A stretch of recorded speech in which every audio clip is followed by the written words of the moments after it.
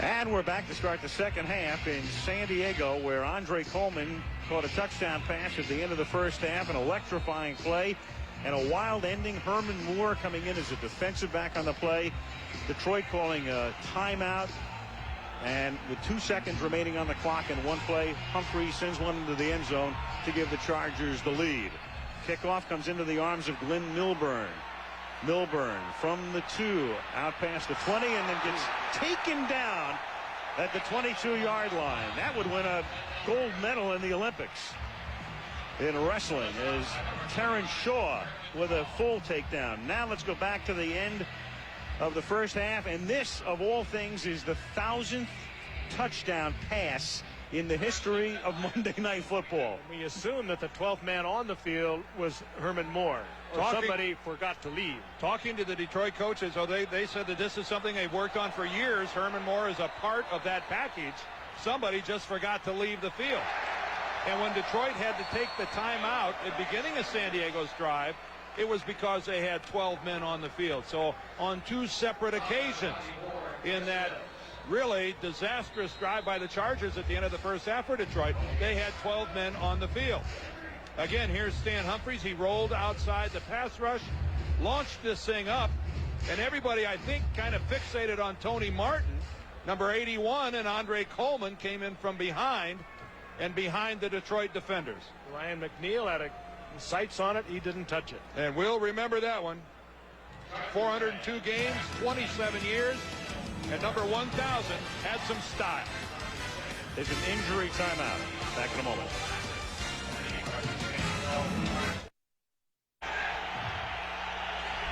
Junior Seau and the San Diego defensive unit, their team up by 3 as Detroit begins its drive. Second down and 10 from the 23-yard line. The play fake, Mitchell under pressure, and then it gets taken down from behind by Darian Gordon, who earlier had a sack. That won't be a sack because Mitchell actually gained some yardage, and Scott's hurt. You know, it's Mitchell. I know he's trying to just, he's reverting back to instincts, but when he gets caught like that in a busted play, he ought to just drop to the ground. He is putting a gallant effort on things tonight, but he is hurting badly. Well, he's going to have to leave the game now. We're going to see Tom Mikowski coming in. Even if he doesn't stay out here, he's certainly going to have to leave. And again, Barry Sanders with a good block, and then Scott, with no one uncovered, just tried to turn it into something and fell right on his left shoulder. And you can see it wasn't that punishing of a hit when he landed, and that's the kind of pain Scott Mitchell is in, that even a rather routine contact with the ground results in this kind of discomfort. Another successful call by Dave Adolph. Darian Gordon. That's a fumble. Comes in again. Most certainly that ball is loose.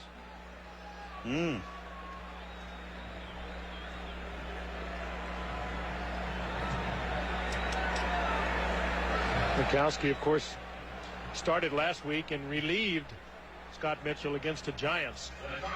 In fact, 2 weeks ago. That last play will be ruled a fumble, and Barry Sanders is the guy who comes in and retains possession. It'll be 3rd down and 8 when play resumes.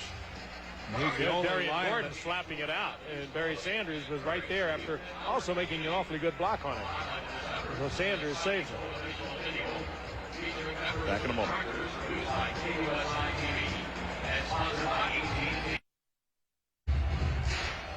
Back at San Diego, Jack Murphy Stadium, Scott Mitchell now on the bench. Walked off the field, and Don Mikowski in his 10th year in the league, 6 years in Green Bay, 2 in Indianapolis, and now in his second with Detroit. 3rd down and 8 for the Lions from the 24. San Diego leading by 3 early in the 3rd quarter. And Mikowski under a lot of heat and dumps it off incomplete. The pressure put on by John Perella to force the punt. No blitz on that. That's just the guys up front getting to the quarterback. This is a fired-up Charger team. Mikowski, as I said, took over in the Giants game 2 weeks ago, started last week. He's thrown for 44%. He really hasn't had a good year going back to 1989 in Green Bay. Mark Royals to punt. Darian Gordon Intercepts it at the 25-yard line. Looking for room, turning the corner, up past the 40 and shoved out of bounds up at the 45-yard line by Van Malone. Gordon caught that football at least 20 yards beyond the nearest Detroit Lion, and that is the recipe for disaster. That is giving a return man like that a lot of room. And as you can see, somebody from Detroit still down on the ground. I think it's Tony Simple, backup offensive guard. Again, take a look at this. Gordon is chasing the ball, and right here comes down with it, and we don't even have a Detroit Lion anywhere near him. He's allowed to change directions, take off. Still nobody from Detroit. Still, there finally we get someone from the Lions, and that's allowing the wall to set up, and it allows him to relatively easily break contain. There's a better look at at it. that. You're so right. Yeah, and then he'll go over there and pick up the picket line, and this is the most dangerous punt return man in the game today. You have to assume that that was a very effective job of the Chargers holding the Detroit Lions, keeping them from releasing into their punt coverage. Frank Novak, the special teams coach for the Lions, has got to tell his guys, you've got to cover more ground. Now the Chargers from the 44, huge hole for Leonard Russell, flag down. And the big back picks up 17. Benny Blades makes the tackle, but we'll see about the flag at the 47-yard line. They're going to bring it back, holding. Dale Hamer, the ref. Holding. Number 53, the offense. 10 yards. Repeat first down. Yeah, that's Courtney Hall, the center. They've been so concerned about him. He's playing with a very sore shoulder and a sore knee, and they were just told him to go in and go as long as he could. San Diego, 90 yards worth of penalties tonight, and it really hurt him on Detroit's 2 touchdown drive. That's Greg Engel, the rookie who played for Courtney Hall in his absence, and he's a third-year guy, not a rookie, but he's not started before. If Hall can't go, he'll have to come in. And Fletcher on 1st and 20 can't get on track. That's a loss of a yard or 2. Tracy Scroggins knocks him down. When they had Greg Engel in there, Dan, as you call it, particularly in the Raider game, they had a lot of things happen. Miscues with that offensive line, and he's very young. Courtney Hall is the veteran, the quarterback of the offensive line. But they had a lot of problems with Greg Engel in there. Offsides, jumping the count. 2nd and 21. Humphreys with protection. And then a pass caught by Tony Martin. He takes it up to the 41-yard line. It'll be 3rd down and 15. Mitchell re-injuring his ribs is the report, and his return is questionable. And without that look, it's more like doubtful. The baseball hat is not a good sign. Well, that rib cartilage injury that we talked about at the very beginning of the game, it's so painful. When you aggravate it, you can really put yourself back a long period of time for getting back to normal. 3rd and 13, Humphreys, and that is broken up, and a flag comes in at the end of the play. 2 flags, in fact. Brian Still, the intended receiver, and Corey Raymond got there, and Still is applauding, and he thinks the call will go against Raymond. I can tell you one thing, Stan never saw the end of that play. Stan got whacked. Brian Still was pushing, so was Corey Raymond. Against Detroit is the call. Pass interference. Defense. Number 31. First down.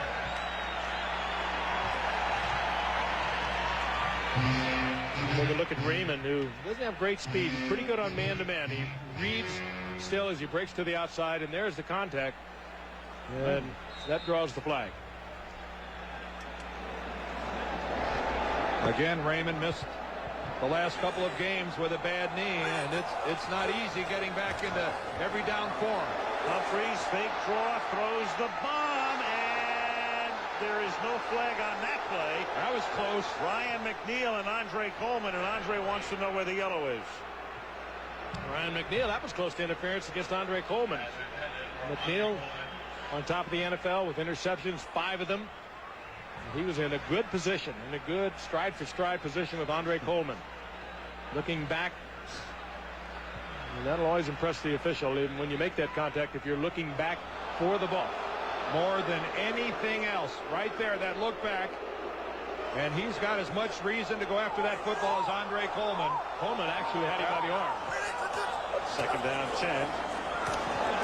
Russell, he has some room, and Russell fights his way inside the 35 off a Shannon Mitchell block and sets up a 3rd and 2 at the 34, and Mitchell will pay the price.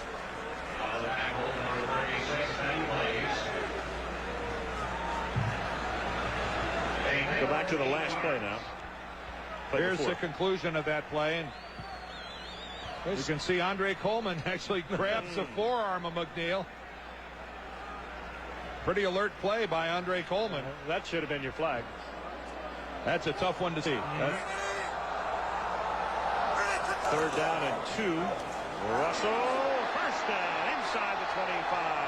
Takes it to the 21-yard line as San Diego's running attack is alive for the first time in over a month. You know, we harped on it at the very outset of the game, but they were averaging just close to 80 yards per game, next to the last in the league if you look at defensive coordinator Jim Eddy, and Russell again, but averaging is 3.2 yards per carry. Tonight they've done much better. And the last 3 times that Leonard Russell has carried the football, he has had monstrous holds. 9 carries, 57 yards for Leonard. Here's number 10. There's another beauty. Takes it to the 12-yard line. Gain of 8. Ooh, this is where everybody on a defensive team starts looking around, trying to figure out who's not doing their job. This is where a lot of guys start looking at each other saying, hey, you got to do it, you got to do it. The Chargers right now are mauling the Lions. This is about as healthy as this defensive team has been for the Lions in a long time, and the Chargers are still pushing them around here in the 3rd quarter. I wouldn't go away from it. 2nd and a short 2 from the 12. Fletcher. And that's enough for a first down. He moves it inside the 10. 1st and goal, San Diego at the 9. 9:20 to go in the 3rd quarter. San Diego up by 3. You know that Bobby Ross loves this. This is what has been missing from the Chargers all season long. There's no football coach that doesn't like a drive like this, as Leonard Russell now comes back into the San Diego huddle. Jim Eddy trying to do whatever he can do. Make a call. He's going to have to, I think, gamble a little bit, maybe take a chance. I don't think you can just sit in your base defense and play San Diego the way you're getting pushed off the ball. On 1st and goal, the play fake. Humphries under pressure, but gets it off to Papuno for the touchdown. Here comes the coconut twist. You bet. Serve that my side, baby.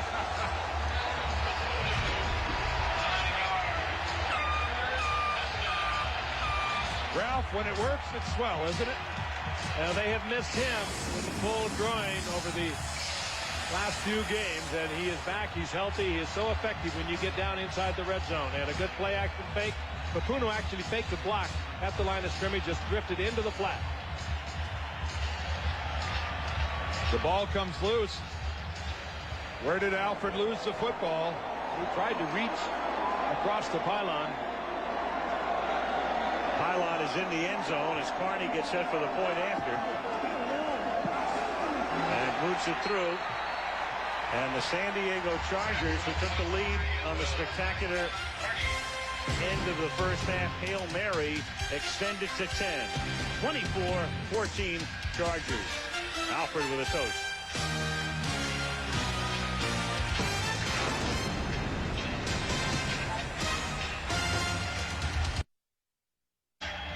Henry Thomas on the left, working with John Teerlink, the defensive line coach, the assistant head coach of Detroit. They're trying to figure out what they can do to stop this San Diego Charger wave that came at them on that drive. These guys were being pounded off the ball by San Diego, and Alfred Papuno capped it off with a touchdown reception. That's taken 4 yards into the end zone by Glenn Milburn, and he runs it out. And it proves to be a wise choice, not taking the touch back as he brings it out to the 29-yard line. Monday Night Football is being brought to you by the complete line of 1997 Lincoln and Mercury automobiles. Gateway 2000, personalized computers. You've got a friend in the business. And Brewery Fresh Budweiser, who reminds you fresh beer tastes better. Our guys have gone native down here. Yes, they have. Beautiful fish. Beautiful. Kenny Wolf, our producer tonight. Greg Janoff, our director. Sent the cameras in pursuit of pictures far and wide. Now the Lions need to send their receivers far and wide. Mikowski in for the injured Mitchell. Slings one that is caught. Great catch by Perriman. Able to get down inbounds before he fell over backwards. And he's a little short of the first down. 9-yard gain. Perriman got off to a slow start this year, but he's had, 4 games now with either 7 or more catches, and this is why he has terrific hands. He goes up, concentrates on getting both those feet down, and he does just that. 2nd and 1. 8:13 left, third quarter. Chargers up 24-14. Here comes the blitz. It's picked up very nicely, and Mikowski's pass is caught by Johnny Morton. A stretching grab at the 44, and Morton tells us it's a first down, and he wasn't lying. 19-yard gain. Boy, the Detroit Lions, do they desperately need some signs of life? And right now, Brett Perriman and Johnny Morton are trying to give it to them. A couple of nice balls on a couple of high passes from Mikowski. Look at this beautiful snag there by Johnny Morton. That's as pretty as it gets. Big drive for Detroit. First down at the 44-yard line. Barry Sanders swings back into action. And a gain of 7 or 8 before he's run out of bounds by Kevin Ross. Barry Sanders, the ball carrier. Problem with Detroit right now, as Mitchell looks on, is you've got your backup quarterback, and you've got the great running back in Sanders, but you're down by 10, so you have to think about utilizing him a little differently. Yeah, I think you got to stay with Barry Sanders at 10 points, so Al, that's what they've tended to do too often, I think, at Detroit. We just keep giving it to him. He's going to get you a big play sooner or later. I agree. 2-1 time of possession in favor of San Diego. 2nd down and 4 at the 39-yard line. Here's Barry again, and taken down for a loss. Can't get out of the backfield, and that's Kevin Ross, the 13-year veteran, so many seasons at Kansas City as a cornerback, and now in his NFL dotage playing safety for San Diego. Boy, they just stuffed that. Ross playing up there almost in linebacker position. There he is, number 36 to the right of your screen. Watch this. Up there about 4 or 5 yards off the line of scrimmage, leaving man coverage on the outside, and Detroit should be picking that up because the man who was being single covered was Herman Moore. Pretty risky. 3rd down, 8 at the 42-yard line. Moore runs a crossing pattern, and Mikowski finds him and takes it to the 29, does Herman for a first down. So they put him in motion. He went over the middle. Picks up a first down. They brought Darian Gordon on the corner blitz again, and the 2 times they've done this previously, he got to Scott Mitchell and put him down. One of them was Mitchell's last play. They come again, and at the last moment, Mikowski's able to get rid of the ball and find Herman Moore. The Chargers, very successful last week in blitzing the Colts. They're staying with it tonight. Dave Adolph, their coordinator, is staying with it, coming after the Lions with it. It's worked. That time they got burned a little bit. First down at the 28-yard line. That play again, this time ill-conceived and terribly executed, and it's a fumble and apparently a San Diego recovery, and now it's official. Chris Mims comes up with it.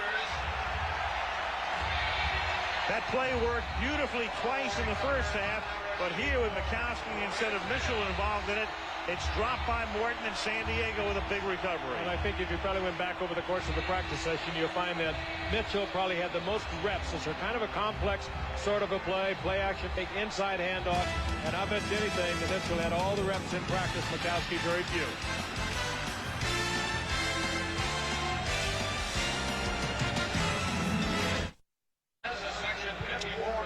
That's the great Bob Hope. Thanks for the memories as they honored him at halftime here tonight. So many trips from the USO around, veterans around the world remember him. San Diego now after the fumble recovery. This is Freddie Bradley, the rookie, and that halftime ceremony with Alex Spanos, the owner of the team, and giving Bob a jersey with number 93. Incredibly, years old. his age. Yeah, That's God love him. What a great man. He's given so much to the military you think back all over the years, every war that I can remember, and he was always there. I think of just growing up watching his Christmas specials that would come from all parts of the world and the globe, and some of his guests. 2nd and 11. Now the catch made by Papuno up at the 40-yard line. It'll be about 3 yards shy of the first down. Who's the guy that Bob Hope used to always have with him with the mustache? The comedian Jerry Colonna. Jerry Colonna? Jerry Colonna. Jerry Colonna. Good reason. That guy used to kill me. The bug eyes, right? Yeah. It didn't take much. And Bob's wife, Dolores, also here tonight. What a pair they've been. There he is. Childhood in Canton, Ohio. That was really big stuff. You know? Yes, it was. And it's Dolphins as well. 3rd down and 3 as Humphries throws, and that's broken up, and a flag comes in. And before Corey Raymond celebrates, you better look around because Brian Still was the intended receiver. Still slanting in. They were picking up the blitz read. Defense, number 31, first down. He got there just a little ahead of the ball. Almost impossible to defend if the ball's thrown right, and the receiver uses his body correctly. Here comes the rookie Brian Still from Virginia Tech. The official throwing the flag, and rightly so. And Wayne Fonts again, that exasperated look, first down at the 45-yard line. Humphries. And that's intended for Andre Coleman. Incomplete. Well, next week we will be in Irving, Texas, and on Sunday night, ESPN back with their Sunday night package, and that's your matchup next week. The Vikings trying to get healthy against another team trying to get healthy after yesterday's loss. The Raiders from Oakland, Minnesota against Oakland. And then the mammoth matchup for us next Monday night, Texas Stadium in Irving, the Packers and the Cowboys. A real beauty. Baby, a barn burner. Yes, sir. Pretty much defined what the NFC is all about. Barn burner, and it will take down a couple of rows of the cornfield with it, as Steve Jackson might say. Andre Coleman breaks the tackle, takes it into Detroit territory, and then gets gang tackled at the 45-yard line. Stan Humphries, right in the face of that blitz, was able to get the ball to Coleman. Detroit bringing a lot of people. They picked him up just enough for Humphries, who is a good blitz reader, to see it. Andre Coleman was right in sync with him. Good completion. Well, give Andre Coleman credit. It's just about a 2-yard pass. He did the rest by breaking tackles and second effort. First down at the 44, 3.5 minutes left in the third. And this is Freddie Bradley, rookie out of Sonoma State, and another flag comes in at the end. Only other player drafted out of Sonoma State we'll see next week, Larry Allen. Yep. Small school in Northern California, and this will come back against San Diego. And Larry Allen, of course, has developed into maybe Superman. The best guard in the NFL. The big ass right across his chest. Number 73. Did you guys ever see that play when he substituted for Eric Williams in New Orleans? Number 68, offense, 10 yards, repeat first down.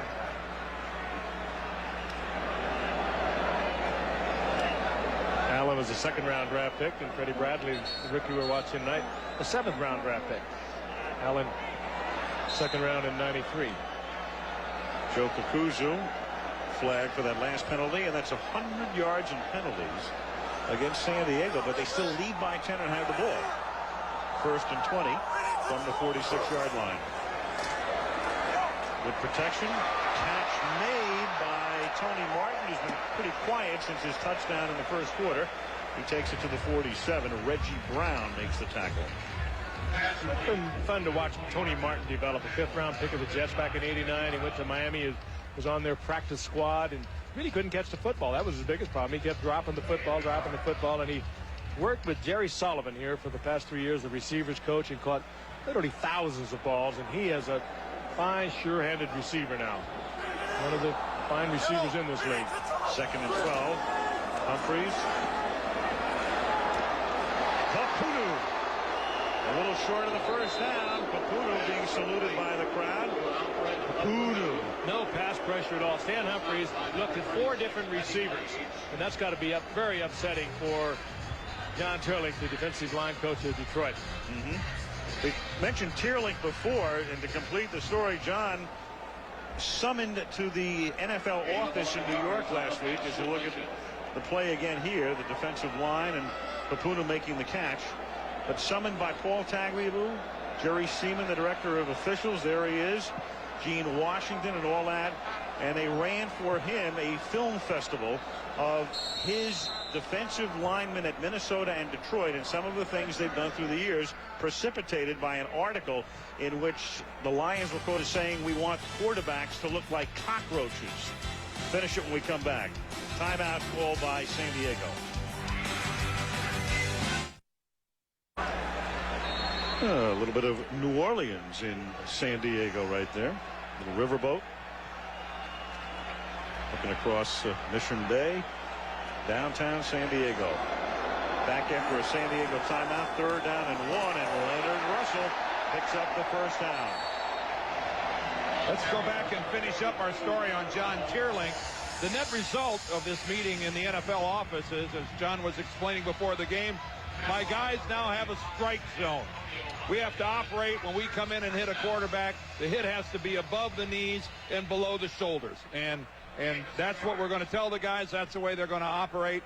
He said, you know, you just try to get every advantage you can possibly get as a defensive line coach to try to get your guys to intimidate the quarterback. Basically, they go and do it, just stop talking about it. Right. Freddie Bradley, but it was a very unusual situation. An assistant coach summoned by the commissioner, and again precipitated by some articles and also some complaints by other teams around the league. Every team in the league has their defensive linemen trying to knock down the other team's quarterback, and do it as often as possible.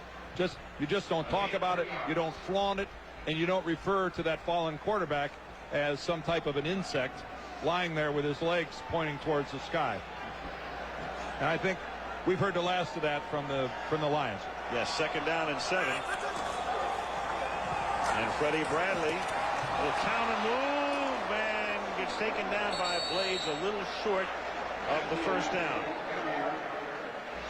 Here's tonight's Monday Night Football prudential fact. The San Diego Chargers, 35 consecutive regular season wins when leading after 3 quarters. That's the longest streak since the great Steeler teams in the early 70s. 35 straight, and it's a very timely one here because the clock is ticking down, or was, until Benny Blades got shaken up, and it stopped for an injury at the moment. But 14 seconds remain. Clearly the Chargers will have the lead at the end of the 3rd quarter, and they'll try to keep that streak going. With Benny having a real problem with his right leg, Frank. He's had so many injuries over the years. What did he have last year? I think it was an ankle injury. He's had a back injury. Actually, he broke his hand last year. And he's Detroit's leading tackler. They can ill afford to have him lead the lineup. Yeah, he'll play at 105% for you. Boy, you saw that stick he puts on Bradley right there. Comes in and puts a pat in the shoulder right in the midsection. Just a picture-perfect tackle by Blades, but he's injured in the process.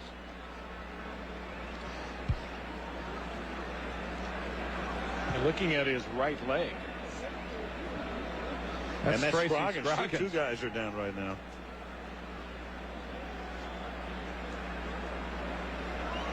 And Birdie was slow in coming off the field. The Charger tackle. Well, let's see how much of this mayhem we could.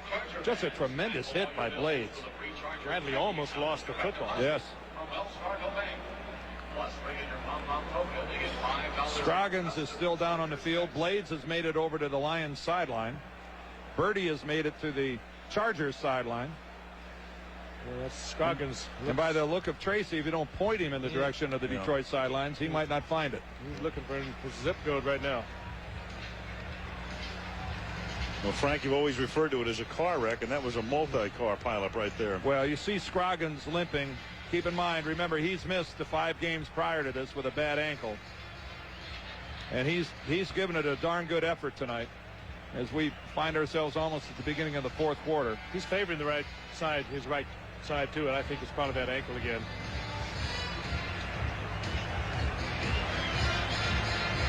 And meanwhile, Scott Mitchell, who started tonight's game and then had to come out and is clearly doubtful to return after missing last week's game, and now has to think ahead to next week when Detroit goes home. Meanwhile, as play resumes, they wind the clock and get it started, and it ticks down to 0 in the third quarter is history. End of 3, San Diego 24, Detroit 14. And Monday Night Football returns after this from our ABC stations.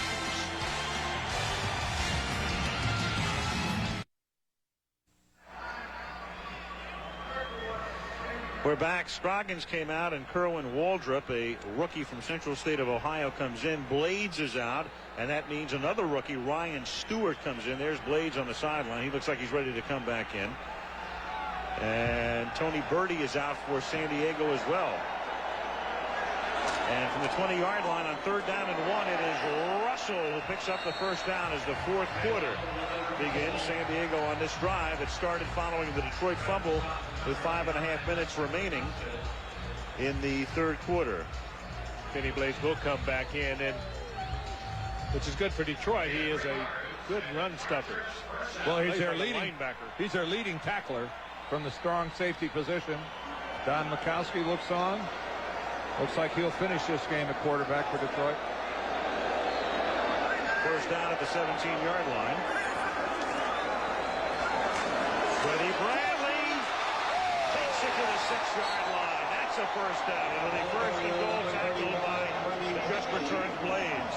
I'll tell you, that's good explosive running, too, by Bradley.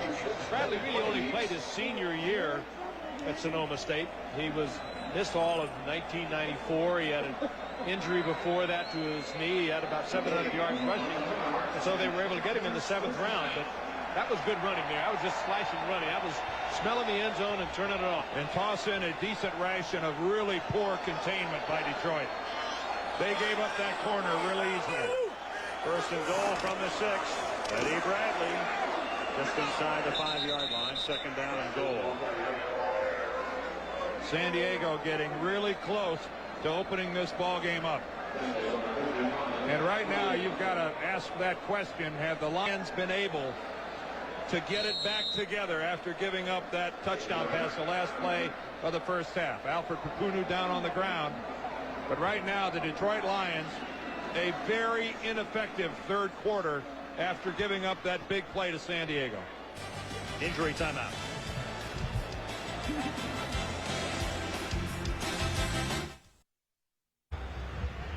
Alfred Papunu is still lying on the turf. He's being treated by the medical staff for San Diego. They're looking at his left leg, looks like the lower leg. Of course, what has been bothering him for the past few weeks has been a pulled groin, and that, I'm sure, is not the case. They're being very careful. They brought some apparatus out onto the field.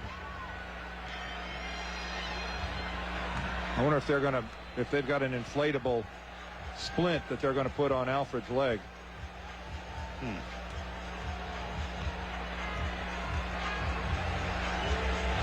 They're pumping something up.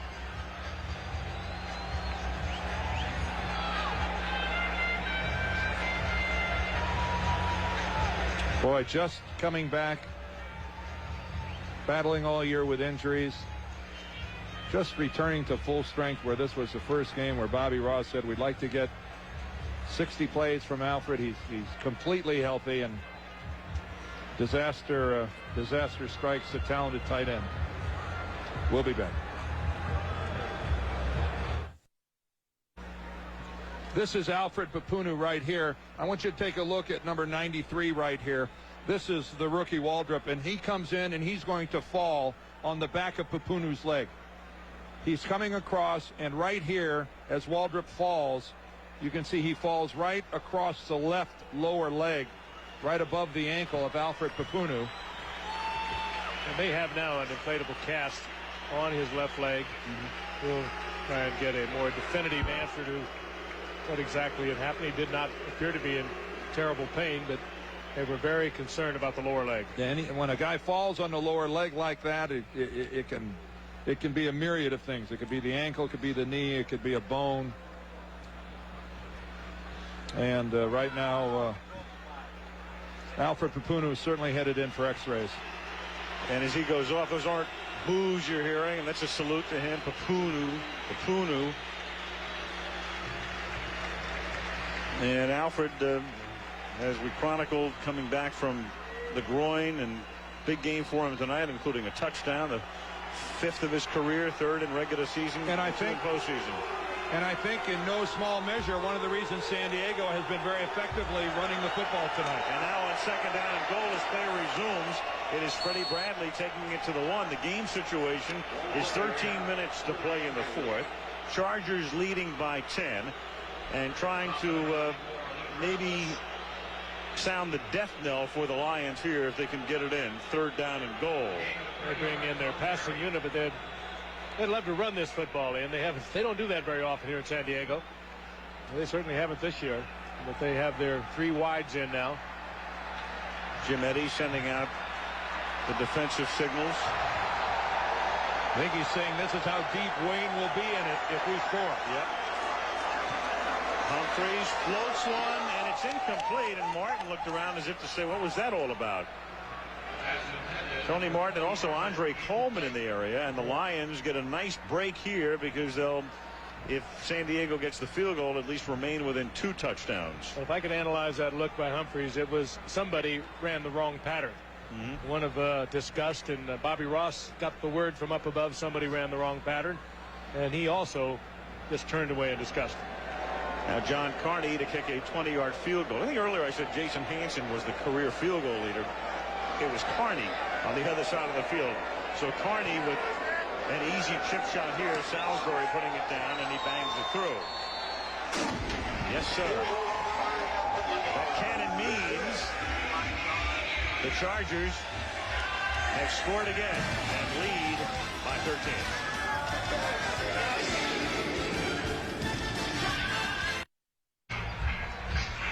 Barry Sanders and the Lions with a big mountain to overcome right now. I mean, I think their season really, in effect, hangs in the balance here tonight. Coming in 4-5, 4-6 would not knock you out mathematically, but good luck to you. No, but it makes it the only sure way you can get in is to win 6 in a row. The irony of losing their quarterback, or at least his effectiveness, just when they were getting their defensive personnel back. Carney sends one down to the 10-yard line. And Glenn Milburn tries to give them good field position and is run out of bounds at the 36-yard line. 12-14 left in the 4th. 27-14 San Diego.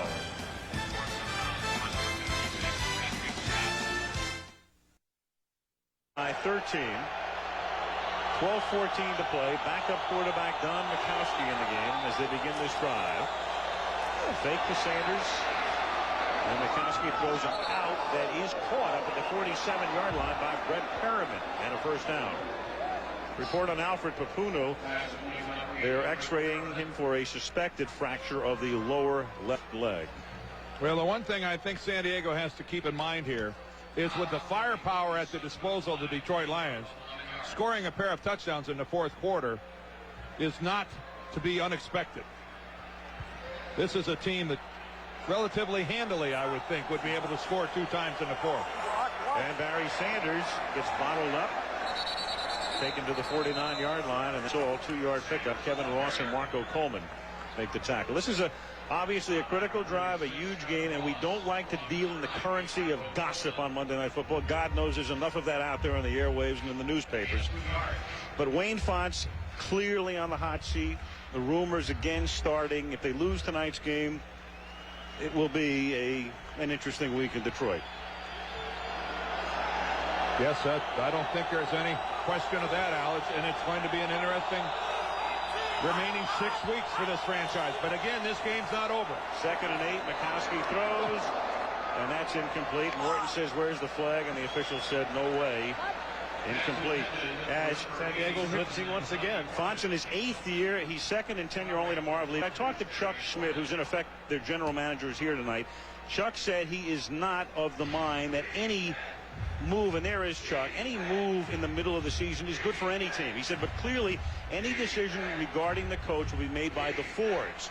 William Clay Ford Sr. and William Clay Ford Jr., who's assuming more of a hands-on role in the club. And the Fords have been known to be very slow in making moves, very deliberate. 3rd and 8. Mikowski throws, and that's broken up, incomplete, intended for Brett Perryman. Hit by Kevin Ross. 4th down. And just to close that out, William Clay Ford Sr. has long been a backer of Wayne Fontes. He has been in Wayne's corner from the beginning. The pass was broken up by number 29, Terrence Shaw. Perryman asking for some type of a flag. The ball hits him right on the hands, and he should have caught that.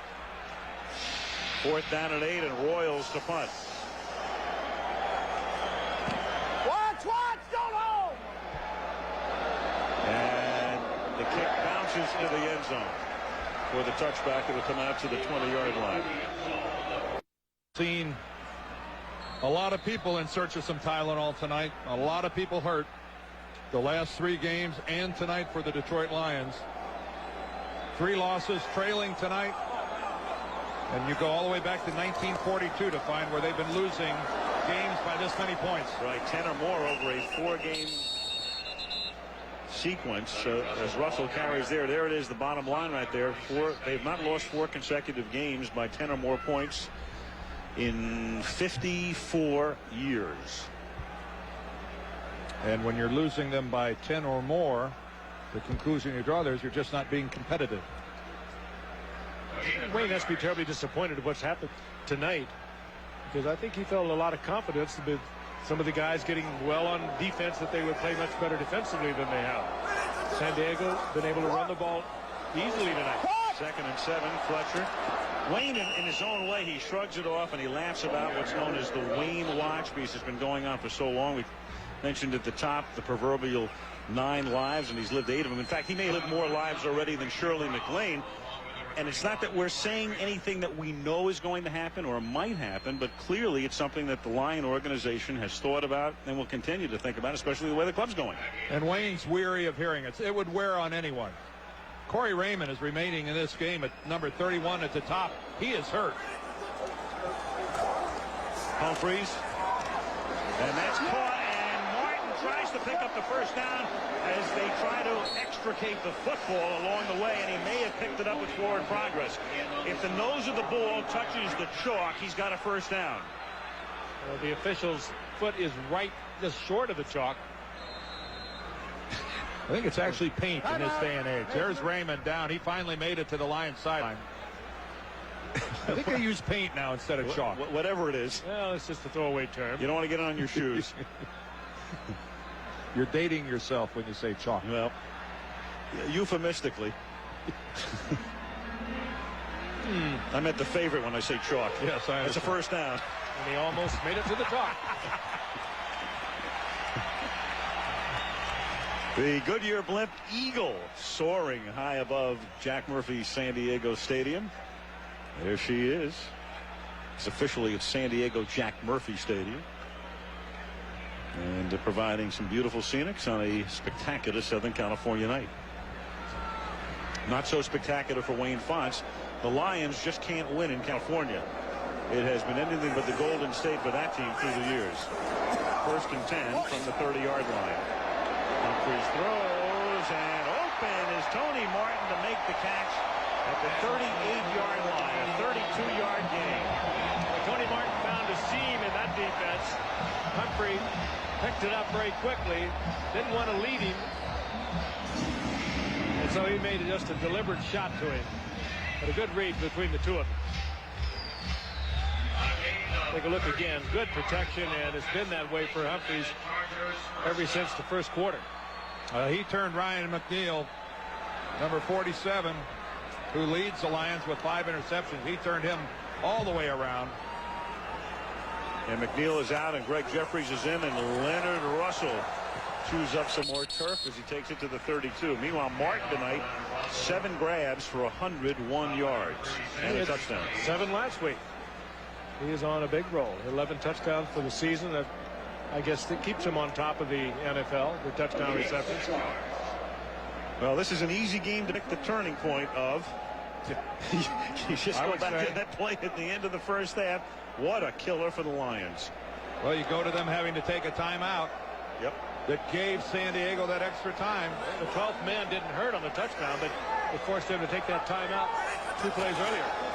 2nd and 4. Russell again, and gets bottled up at the 31-yard line. Setting up a 3rd and 3 as the clock inexorably ticks down. 7:30 remaining. And if you joined us late, this is the way the first half ended. A Hail Mary. Herman Moore, the wide receiver, is in as a defensive back on the play, and somehow, some way, it finds its way into the arms of Andre Coleman. And the cynics will ask the question, how many men on the field would the Lions have needed to stop a touchdown pass? They had 12 and couldn't do it. 3rd down and 3. Russell has picked up 85 yards on the ground, and he picks up 4 more here, and that's enough for a first down. Pepper Johnson makes the tackle. And gents, remember that we had a game here in '93, a Monday night game, Chargers against Miami. The first half ended as Anthony Miller, then playing with San Diego and now with Denver, made a spectacular Hail Mary catch at the end of the first half. And that ended up being a big win by the Chargers and a crushing loss for the Dolphins, who needed that to get into the playoffs and ultimately went on to lose their season finale and didn't get into the playoffs. First down at the 27-yard line. Russell. Oh, boy. Well, nowhere to run, nowhere to hide. Greg Jeffries comes up for the tackle. Well, I think Bobby Ross would prefer, even with 6 minutes remaining, that Russell would have kept that ball in bounds. You move the clock. In fact, I know he would.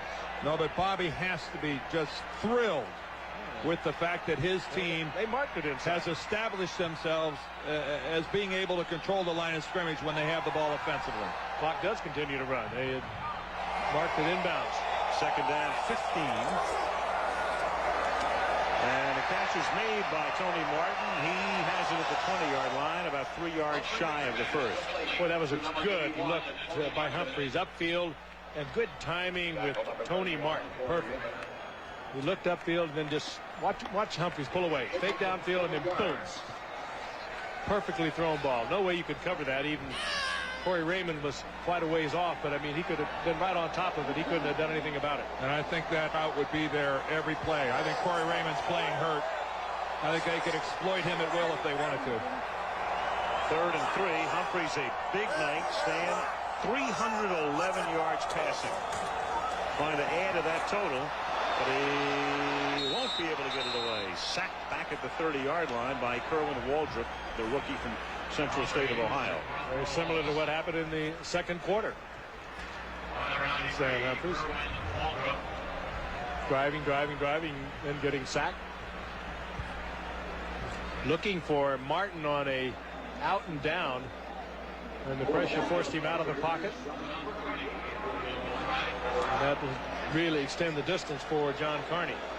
Now John Carney, a 48-yard attempt. They'll spot it at the 38-yard line. Sean Salisbury puts it down. And Salisbury with a little bit of a hook and enough to make it wide to the left. You take Carney and you put him with a less than a 40-yard field goal, and you've got a dead eye. You get him out beyond 40, and you're looking at about a 50% kicker. And that had the good old duck hook on it that we all know what that's like, isn't it? I can do that off the tee very easily. Chuck Creeper, the special teams coach of the Chargers.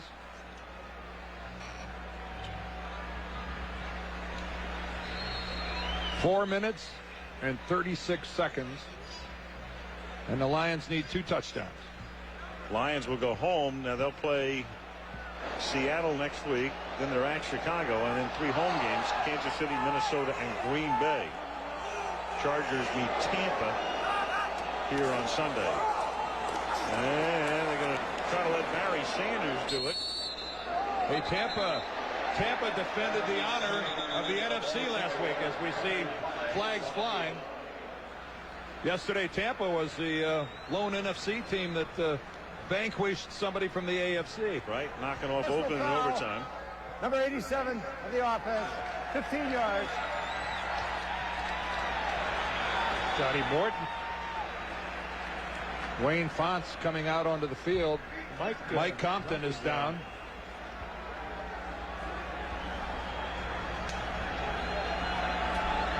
Big Mike has been battling away. A player's coach is Wayne Fonts. He's a man who cares. He's a man who has had a great deal of success coaching in the National Football League. Let's watch the tail end of this. And there comes Johnny Morton in late and in the back. A brilliant play. And no reason. A truly brilliant play by Johnny Morton. Down by 13 points.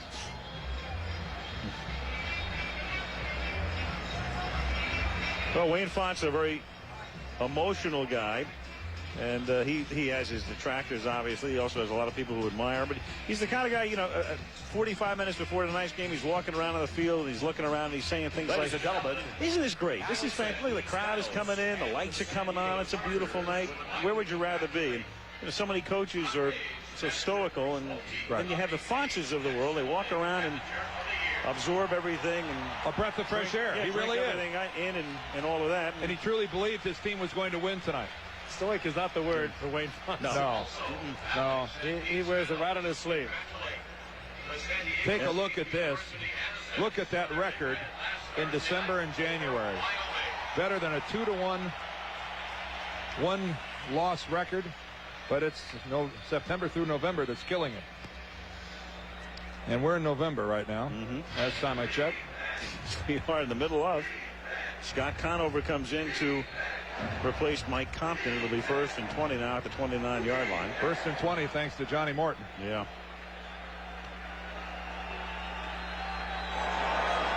Chargers up 27-14.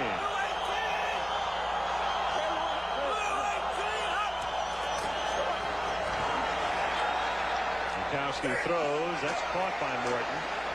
But the Chargers will allow the Lions to complete all the 5- and 6-yard dink and dunks they want at this point. You got it right, Al. They're three-man rush. They're just laying back. They're looking for a pick. They'll give them everything underneath. They're looking at Compton's left leg, which is obviously very sensitive. 2nd and 15 from the 34-yard line. Mikowski stripped, loses the football, picked up by Hardings, and he gets whacked. Chris Mims was the guy who stripped it, and then Hardings, the rookie, one of 2 #1 draft choices, a kid out of Penn State who signed late. Pretty athletic play by Hardings, picking this ball up on the run. Might have been better advised to cover the ball. Yes, his head would have been much better off. Well, he's going to try to make something happen. Boy, he picked it up and got whacked. 3rd down now, 15. As Mikowski throws, and that's caught at the 49-yard line by Brett Perriman, but he's short of the 1st down. Excuse me, he has the 1st down. Just enough, yep. But he stayed in bounds, and the clock still runs. Of course, you know, one of the things working against Wayne, and we just saw him on the sidelines, he loses his starting quarterback in the 1st half, Scott Mitchell, whose ribs wouldn't allow him to continue. From the 50 on 1st down, Magic throws and juggled and not caught by Perriman. 2nd down. Mikowski, as we mentioned earlier, replaced Scott Mitchell, and it upset Scott Mitchell in the Giants game, and replaced him in the 1st half after Mitchell had thrown 3 interceptions, and he was very upset about it. And then the following week, Mitchell was proclaimed the starter, but Mitchell, these are the hits he took tonight. That was a personal foul called against Lou Bush. And then that was the one that finished Scott Mitchell off for the evening. But I think a lot of the damage was done on that hit by Bush. 2nd and 10. Mikowski pressured, going deep, throwing too far, intended for Brett Perriman. And The Magic Man gets knocked down by Bush. What I started to say was Mikowski, in replacing Scott Mitchell in the Giants game and then starting against Green Bay last week, was very ineffective. He threw for 44%, had 1 touchdown, a couple of picks. And this is the man, if they're going to make a run, there's still time to make a run. They won their last 7 last year. It'll have to be Scott Mitchell. 3rd down and 10 now from the 50-yard line. And it's Morton making the catch, but he is pushed out of bounds a little short of the 1st down, and clearly they'll be going for it on 4th and 2 with 2:44 left.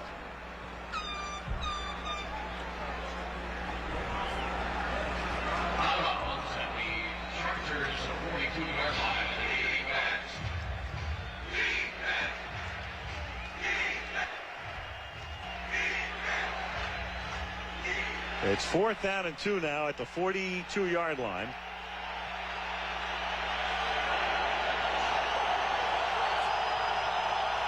The Lions on life support here. And trying to keep breathing. They have to convert. Mikowski throws off his back foot, and Morton can't make the catch, but there's a penalty marker thrown. Darian Gordon and Harrison both covering on the play. And that body language would indicate they're discussed with the upcoming call, which will give Detroit a 1st down to keep their hopes alive. Pass interference. Number 21, the defense. 1st down. Darian Gordon, who made the entire game tonight. I don't know that he ever turned around and played the football. No, he didn't. No, and that's the no-no. Had he turned around and looked for the football, then it would have been fine. Morton would have collided with him. Gets awfully interesting if Detroit gets in the end zone. Here comes a corner blitz again. And Mikowski throws, and that's too high, intended for Herman Moore. It's almost difficult, almost impossible to throw too high for Herman Moore. At 6'4", He did it. very poorly thrown. And Moore had good separation from Gordon, too. He could have added yardage to this very easily. Sub, Gordon plays him to go deep. And Gordon, of course, playing him to go deep because they know they like to throw to him. Or rather, that was Harper, Dwayne Harper, rather, not Gordon.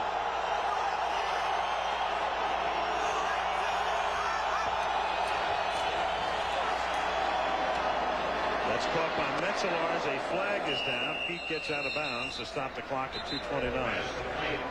And that'll be against Detroit. Talk about shooting yourself in the foot. They would have had a 3rd and 2, and now they're going to be backed up. Illegal use of hands. Hands to the face. Number 71, the offense. 10 yards. 2nd down. Zephyrus Moss, the right tackle. Number 71, there he is right there, and you can see the hand right on the face mask of Ray Lee Johnson. Another play for Detroit that's negated. 2nd and 20 at the 34-yard line.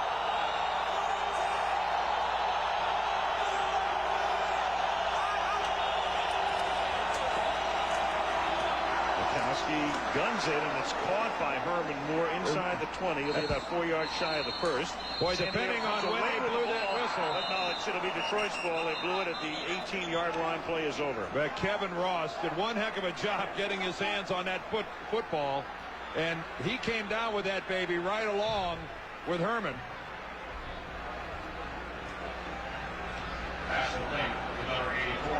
This is just not one of those givens that it belongs to Detroit. Watch what a nice job Ross does getting this ball away from Herman Moore. They hit the ground together with the football, and of course that favors the offense, and it's a good call by the officials, but that was still quality work by Kevin Ross getting his hands on that football. They both have it right there, simultaneous possession. That's an offensive reception. Detroit takes a timeout here with 2:17 remaining. They have 2 left, plus the clock will stop at the 2-minute mark. Kind of wise use of the timeout. Time would have ticked down to the 2-minute mark. They would have lost those 17 seconds. Effective up until this drive, which began at their own 38-yard line.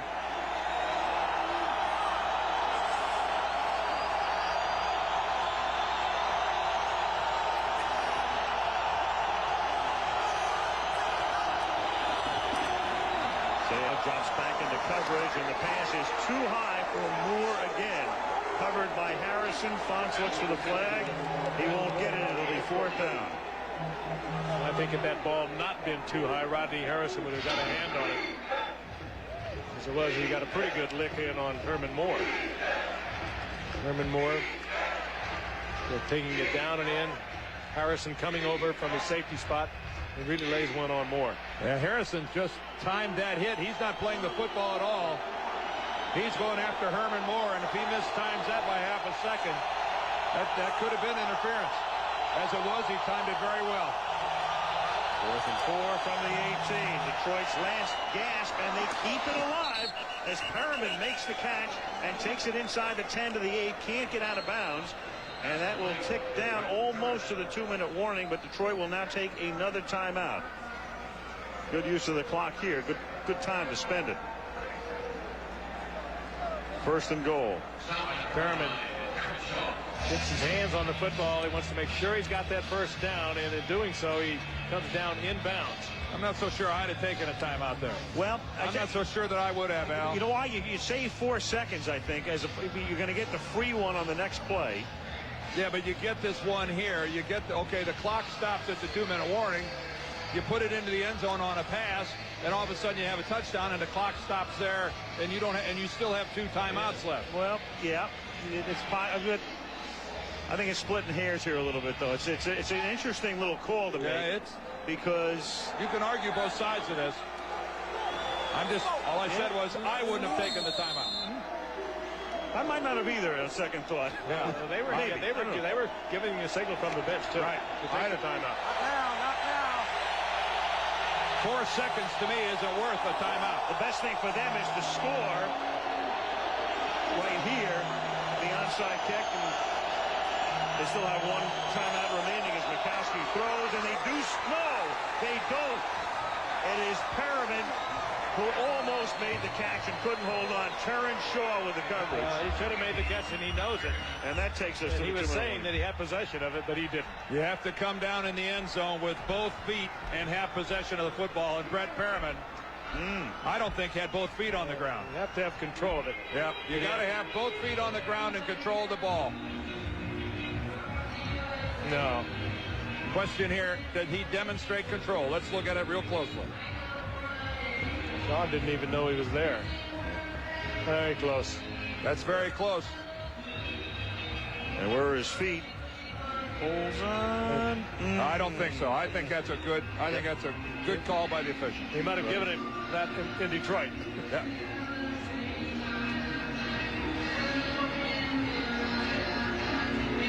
And now we do come upon the 2-minute warning. It'll be 2nd down and goal when we come back.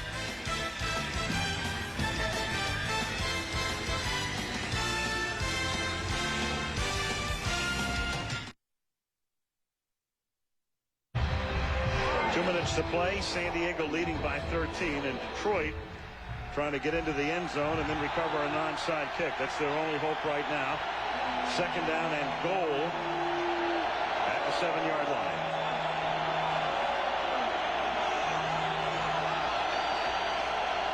Mikowski for Moore, and again it's broken up, but there's a flag thrown. Dwayne Harper with the coverage. Well, that's got to go against Harper. Pass interference. Defense in the end zone. Ball will be placed on the 1-yard line. This is almost given when Detroit gets down inside the 5 in the passing situation. They do that little fade to Herman Moore. 6'4", he goes up. Again, a high jumper, a high jumping champion from the Atlantic Coast Conference. And he was mugged.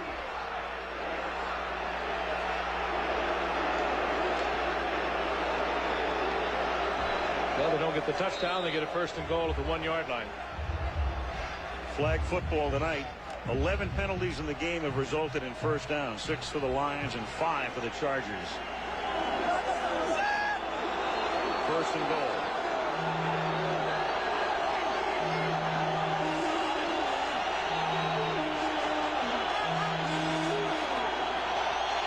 And it's caught by Perriman for the touchdown. So they get in with 1:52 left on the clock. Well, it worked, but it was a risky thing to do.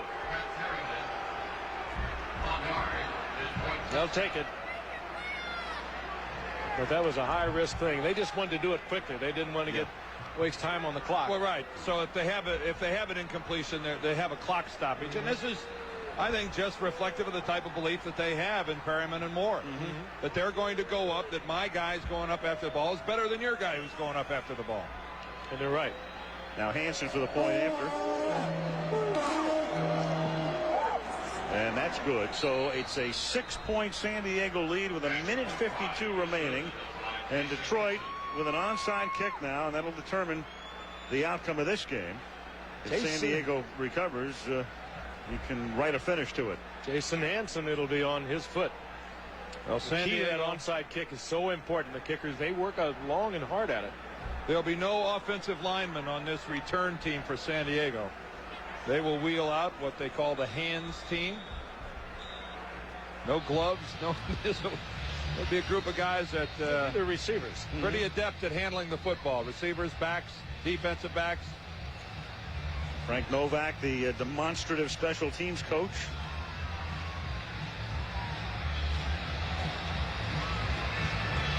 All those little people coming out. Yeah. Well, Gouvea's out there and Junior's out there. But the same holds true for Detroit. They'll have. On the Chargers, I don't ever do anything without Junior on the field. AFC Defensive Player of the Week last week in their win over the Colts. And not even 100%. No.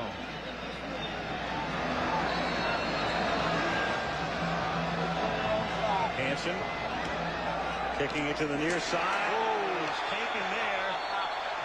Junior. And San Diego's ball. What a play. Yep. What a play by Junior Seau. He was going to go for 6 points. And he launches that one into about the 20th row. Hey, the risk that he took being way out in front of the rest of the Chargers, if he mishandles that football, Detroit's going to recover it. Hey, great players make great plays. That's right. Here's a guy that's willing to step to the plate. Hits a home run and then launches one about 60 yards in the air. Hey, he was thinking 6 points. He almost lost that football. It's rolling around his midsection down there. He didn't, though. That's a large play by Junior Seau. First down at the 36. Detroit can only stop the clock one time, and that'll come right here. Seau nearly lost the ball, was able to maintain possession of it, hit by the reserve running back Eric Lynch. It almost comes out, started to, but he recovers. And then this is one of the great arms I've ever seen. This is not a guy who's warmed up. He launches that about 60 yards. Well, it depends what your definition of warmed up is. It's true. His arm wasn't warmed up.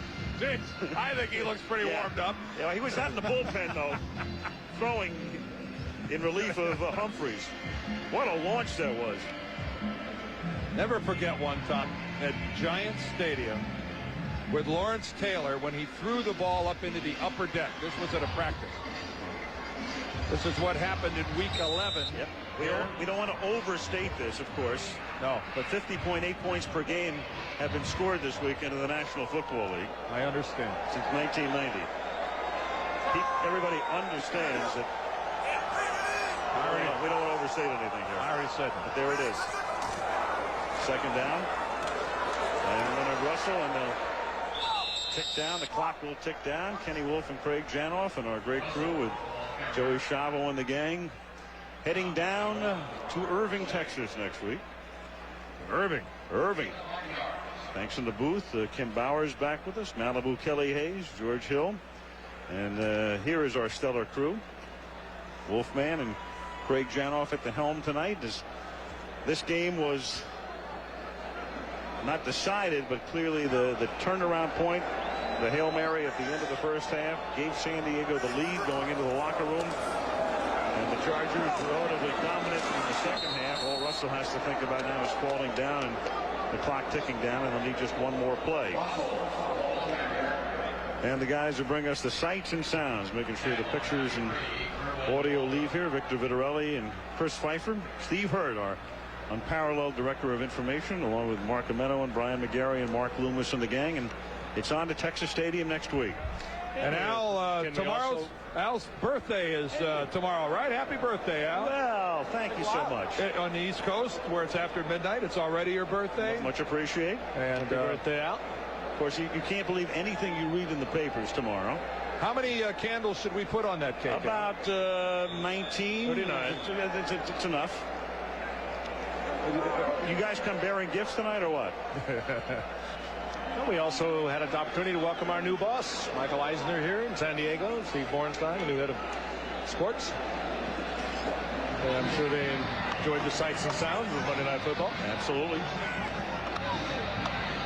And a reminder that you can check out the NFL's new internet site, and there it is. There's the address, NFL.com.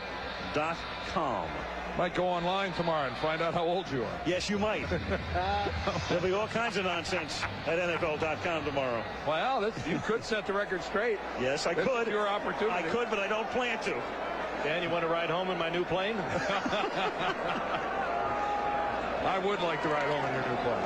4th down, and Bennett on 4th down, the punt taken to the 5-yard line by Glenn Milburn, and he steps out of bounds at the 24 with 9 seconds remaining in the game. Well, maybe the Lions can do to the Chargers what the Chargers did to the Lions. One miracle. And it'll be a long week in Detroit trying to explain how Andre Coleman got behind everybody and caught that pass at the end of the first half. And this, I think, will take 2 miracles. Of course, the game can't end on a defensive foul, and that's what Detroit will be looking for with a Hail Mary effort, and they would need a couple of them. I'd try to throw it to Barry Sanders and let him try to run it. They keep him in the block, and the Magic Man gets sacked, and that's the way this one will come to an end. Keith Washington. If I had one chance to win a ball game, and I had to have somebody thread the needle and go up all the way down this football field, I'd be sorely tempted to give it to Barry Sanders in some shape, manner, or form. Marco Coleman with a sack to end it. Bobby Ross has won 2 in a row after a 3-game losing streak. And the San Diego Chargers are now 6-4. And the Detroit Lions have dropped to 4-6. As in the first meeting between these teams in 12 years, the home team prevails. The Chargers win it 27-21. Next Monday night, Green Bay at Dallas. Be there. Until then, Al Michaels, Frank Gifford, Dan Dierdorf, Lynn Swan. Good night from San Diego.